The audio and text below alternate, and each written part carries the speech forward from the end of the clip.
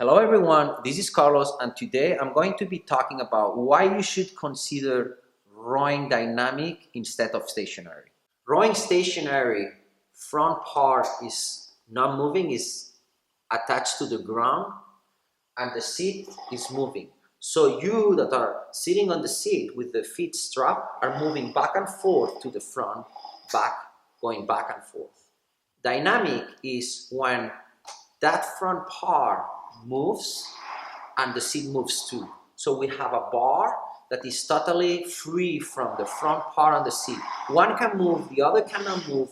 One moves or both move. They are not attached to each other. That's rowing dynamic. Doing the movement, the rowing in a dynamic way is going to minimize all this stress in your joints and in your body, because now it's not just you going into the front with your body mass, but also the front is coming to you. So you are working coordinated one with each other, the mass of the front with the mass of your body.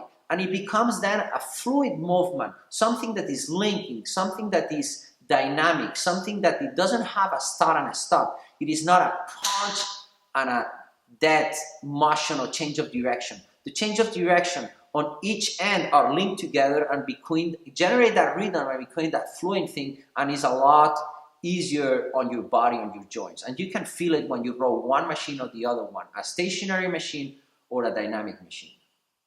Let's think you're a rower and your goal is clear. You want to go faster on the water, have more fun on the water. So I believe that for you, it is a lot more efficient to get your fitness on the land on a dynamic way. The way the boat feels on the water and you move on top of the boat on the water is a very specific thing to rowing, and you can only talk about it when you are on the water. There is so many moving parts. The boat moves on the water, you move on top of the boat, and then you have those inertia, those momentums, those changes of directions that are really key to rowing. So if you want to be fast on the water and you cannot practice all that, is going to be hard. So to give you an example, when you are on a stationary machine, it's very difficult to simulate the speed of arrival to the catch, the change of direction, the speed of arrival with the jump, the acceleration, the change of direction at the back end, to generate rhythm, to generate fluidity, to just link movements together, and to find that dancing into the boat is very difficult. You get fit, but you start generating bad postures, you start generating off ratio, off rhythms, and it's key for the sport of rowing to practice that as much as possible. So if you cannot get on the water too much, you really need to find new ways to be as much as possible in contact with those feelings. I'm going to give you 3 quick examples how I envision the difference of rowing in a dynamic way, fluid way, to a stationary, more start and stop. So let's think, for example, we have a trampoline.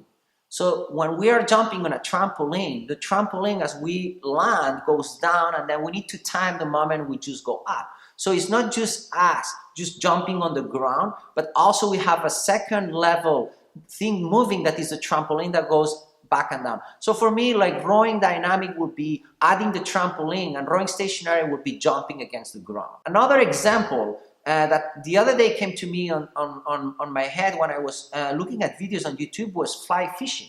So I'm not a fisherman, but I was looking somebody practicing fly fishing, and I saw how linked one movement of throwing it to the water and taking it back was linked to each other.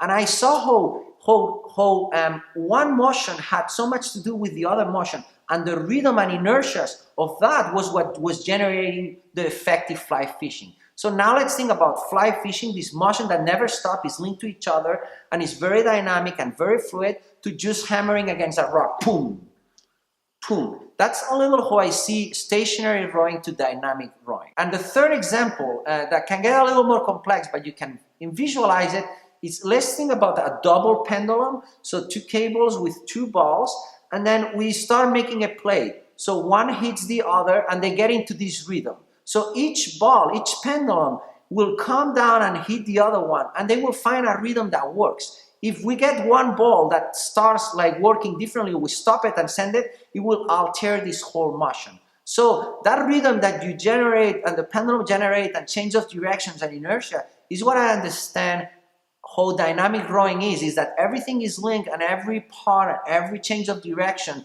generates a different movement that is all linked together. This is Ben Carlos. Thank you for watching.